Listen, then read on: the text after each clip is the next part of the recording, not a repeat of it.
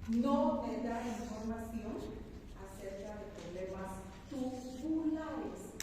En ningún caso, cuando la creatinina esté elevada, va a significar problema tubular. ¿Por qué? Porque no se reabsorbe. Sí. No necesita reabsorberse, es un producto de desecho. Lo que nos interesa es que se filtre y se elimine. ¿Está comprendido? Muy bien. ¿En qué otras situaciones podemos tener valores de creatinina elevados? Si depende de la masa muscular,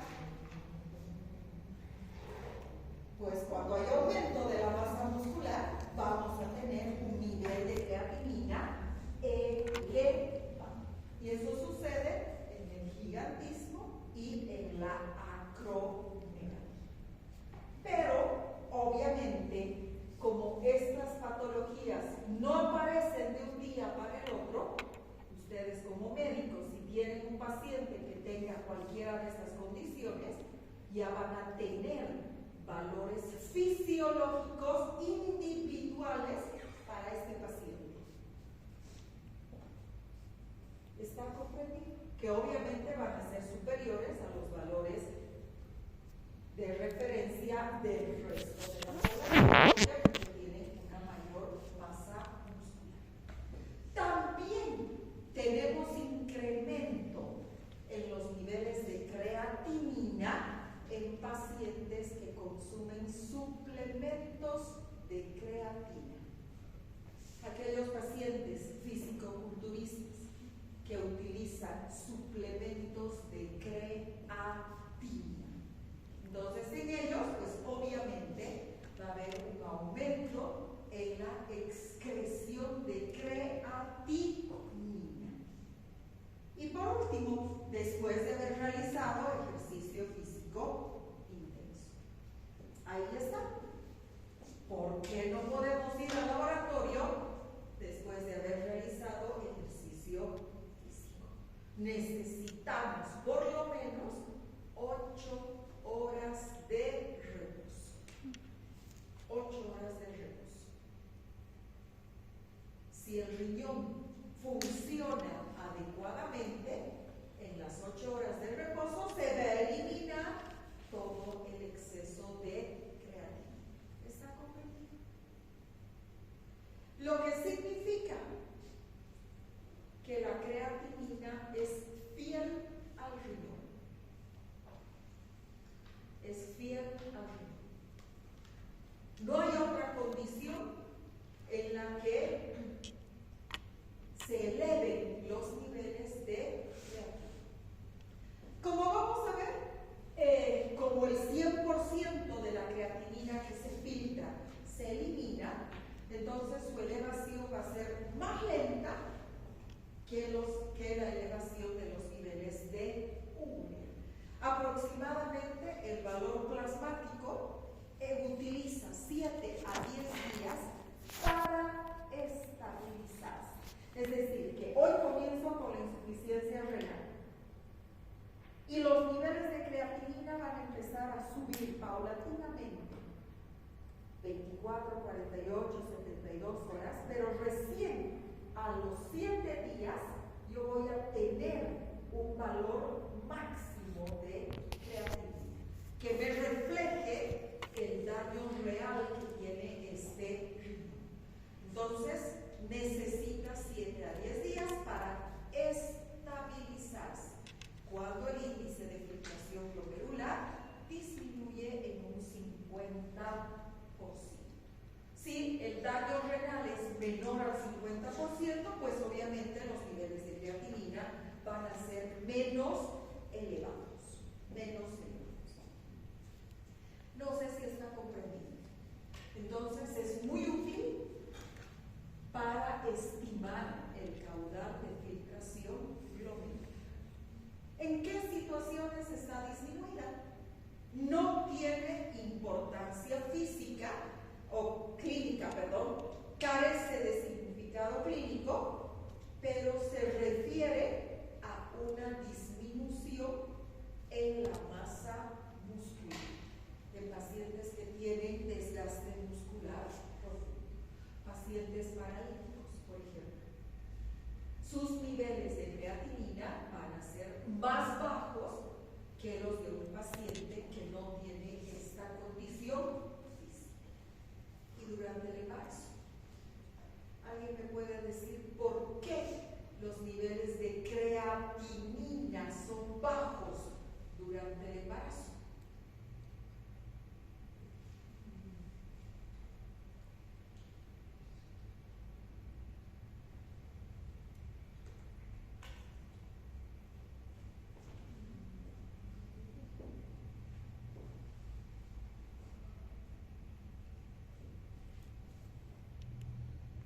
Yo no sé, pero digamos cuando una madre se alimenta, o sea, para tener primeramente creatina, tipo consume alimento, ¿no? Y de ahí lo pasa tipo la fuente de energía hacia el bebé y es por eso que no se acumula la creatina. En este caso no. En este caso no. ¿Perdón? Es que no se puede mover porque está embarazada, tiene que guardar.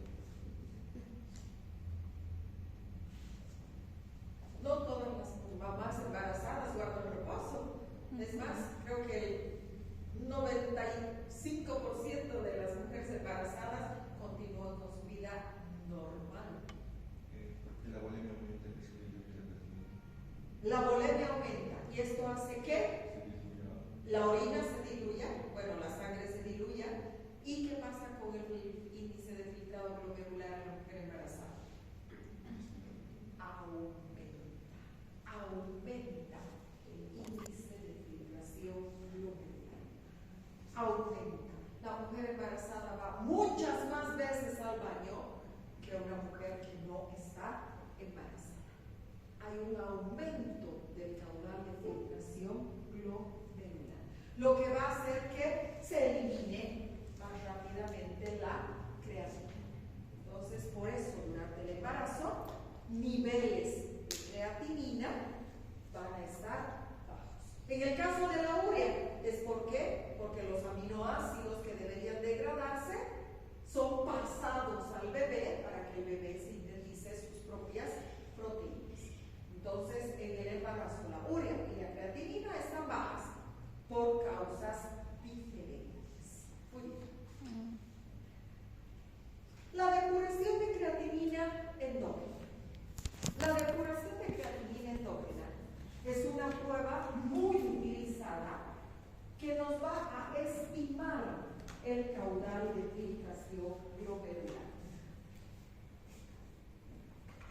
Se emplea orina de 24 horas. Necesariamente se tiene que recurrir a la recolección de orina de 24 horas. Hay una fórmula muy sencilla, hay otra que también se utiliza que es un poco más exacta, ¿sí? ¿Por qué? Porque aquí lo único que tenemos, caudal de filtración glomerular es igual, concentración de creatinina en orina por volumen urinario expresado en mililitros por minuto y la concentración de creatinina en plas. Esa es la fórmula que se emplea para la depuración de creatinina endógena. En cambio, la otra utiliza el índice de masa corporal. Pues obviamente, si depende del tejido, de la cantidad de tejido muscular, entonces utiliza la edad del paciente y también el índice de masa corporal. Y un factor que varía para varones y para mujeres. Eso lo vamos a ver en práctica, entonces no hay mayor problema. ¿Para qué sirve? Cualquiera de las dos determinaciones sirve para estimar la capacidad que tiene el glomérulo renal para filtrar la orina. Entonces, esa es la utilidad de esta técnica, depuración de creatinina endógena. Es el mejor marcador para el diagnóstico de insuficiencia renal. El mejor marcador diagnóstico. Y finalmente, ¿cuál es la utilidad clínica? Tanto de la urea como de la creatinina.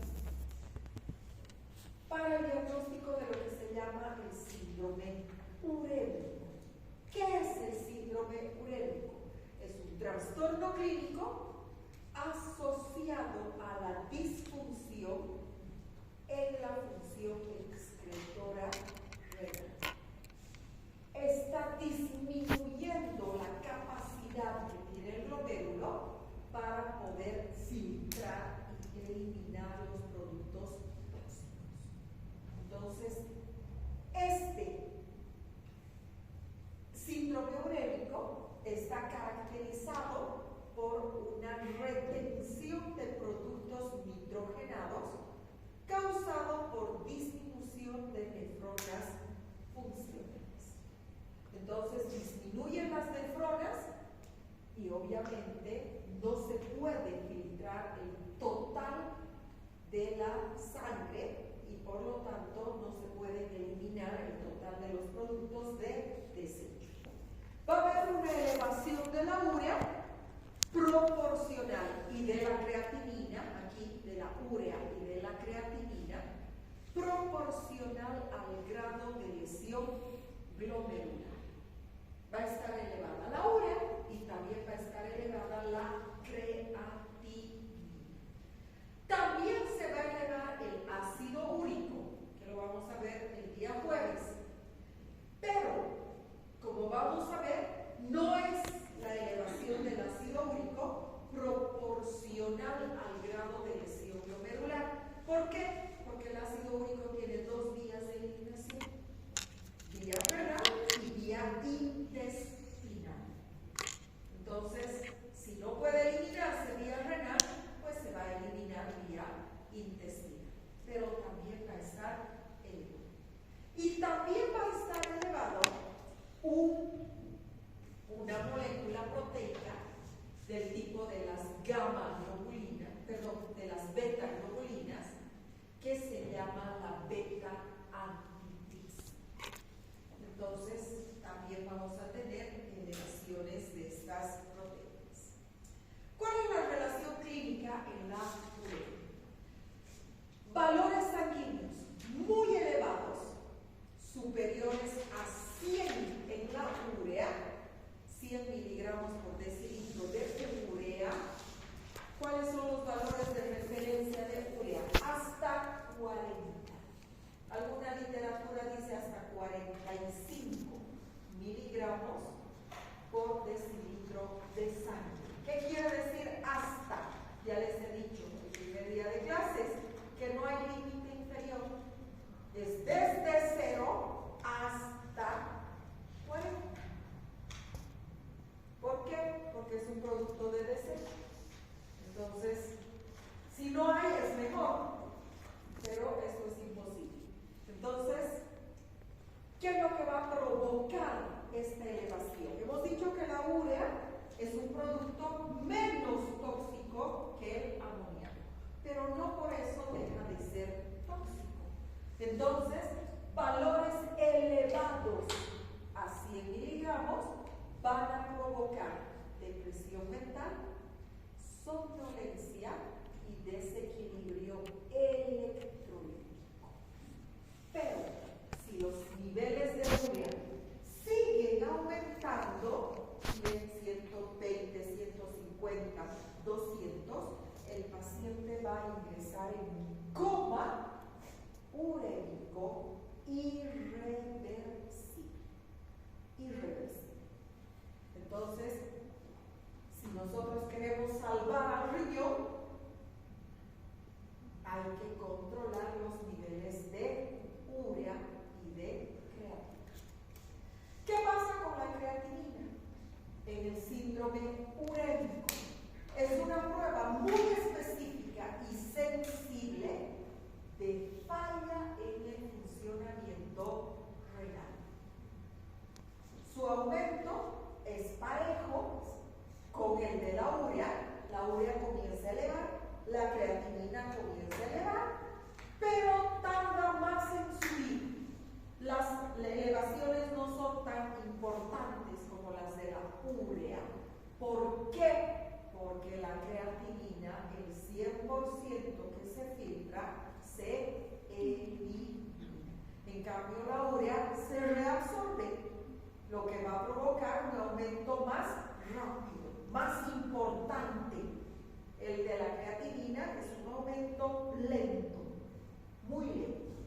En el síndrome urémico, valores superiores a 5, el valor de referencia era 0,7 a 1,5, tienen un pronóstico mortal. ¿Está comprendido? Pensé que íbamos a tardar más. ¿Dudas?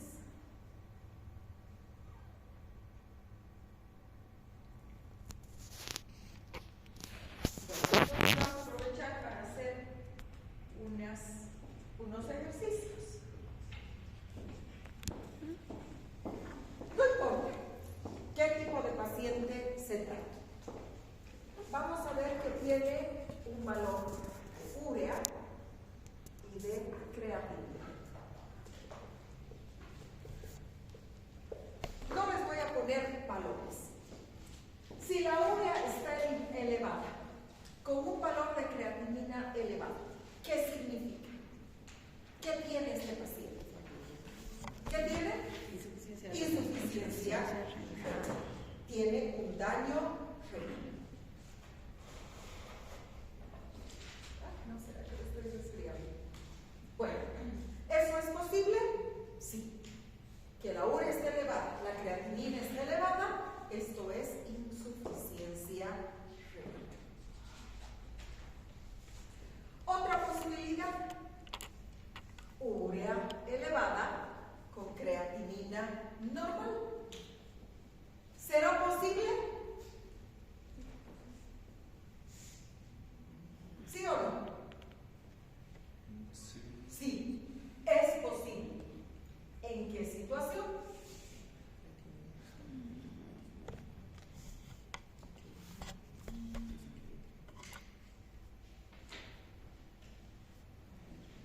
¿Cuándo voy a tener ese comportamiento? Urea elevada y creatinina normal. Daño intestinal. Había dicho que el ácido úrico se elimina no solamente... No es ácido úrico. No, la urea. Esto es urea. Urea. Esto es urea. Es otro metabolito del ácido úrico. El ácido úrico es el producto final de la degradación de las bases púricas, de las purinas, ¿perdón? Estreñimiento.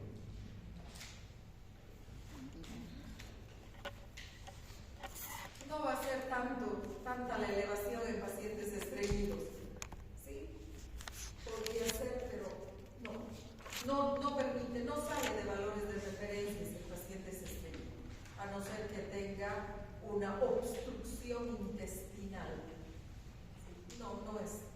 Y el hígado tiene que estar funcionando mal, o sea que no, porque si está estreñido lo que se va a eliminar o que lo que se va a reabsorber es amoníaco. Y si el hígado está bien, pues el amoníaco se convierte en urea. ¿Sí? ¿En qué situaciones? En pacientes deshidratados. Muy bien.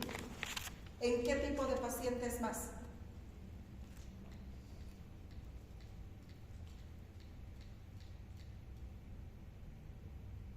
En todos estos pacientes. Recuerdan que había causas para la hiperuremia extrarrenales.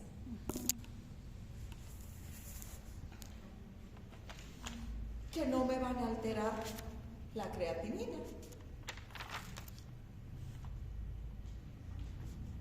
¿Por qué? Porque la creatinina es fiel al daño renal.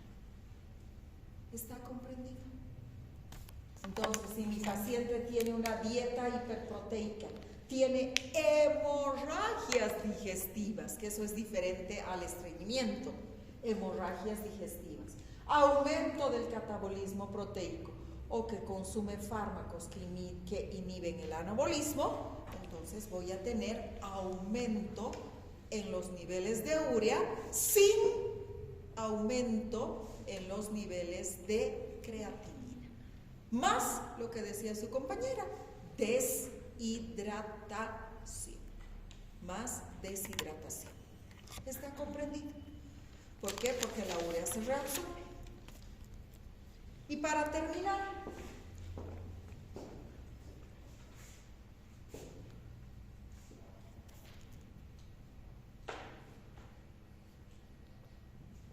urea normal, creatinina elevada.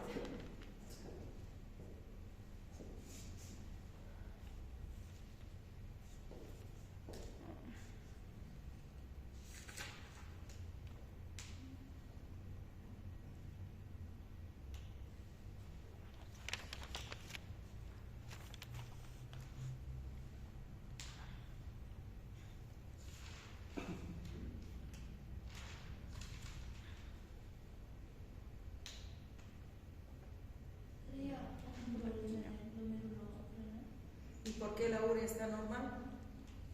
Porque también se resuelve por el túbulo renal, en cambio la creatinina es importante, es mucha cosa. Entonces, ¿por qué la urea estaría normal? Una persona con acromegalia. Perdón, Una una persona con acromegalia, pero ya hemos dicho que no es una patología reciente, ¿no? Es una patología crónica, es una patología, nacen con esa deficiencia, ¿sí? Sí, sería una persona con acromegalia, pero si quitamos esa posibilidad, Ejercicio. pero hemos dicho que el paciente no puede ir después de haber realizado ejercicio físico. Una persona con dieta, Lo mismo. Se supone que no va a ir después de haber consumido alimentos. Lo mismo que tu compañero, gigantismo, acromegalia. Vamos a suponer que no tiene. Sí, es correcto. El gigantismo o la acromegalia sí van a provocar esta alteración. Pero en una persona que no ha realizado ejercicio físico y que está en ayunas, como debería ser más de 8 horas, esta posibilidad es casi nula, casi nula. ¿Cuándo podríamos tener esto? Que sería un paciente ya extremo. En un paciente que tenga insuficiencia hepática y que los niveles de urea sean bajos. ¿Por qué? Porque el hígado no está produciendo urea y además este paciente tenga insuficiencia renal. Pero ¿qué posibilidades hay de que el paciente tenga estas características? Casi nulas. Lo que significa que este valor es prácticamente imposible. El laboratorio se ha inventado ese resultado. No es posible. Lo contrario sí. Lo contrario sí. Que la urea esté elevada con creatinina normal, sí, hemos visto. Es posible. Y frecuente además. Pero un valor de urea normal con creatinina elevada sería mucha cosa. Como les digo, una insuficiencia hepática, un paciente con una cirrosis hepática y que además tenga insuficiencia renal. La cirrosis hepática va a provocar aumento de amoníaco, no de urea, y glutamina, y la urea va a ser baja. ¿Está comprendido? ¿Sí? Muy bien. Entonces con esto hemos terminado. Para el día jueves, ácido úrico. No es muy largo, ácido úrico. Entonces vamos a ver ácido úrico y lo más probable es que veamos además por lo menos la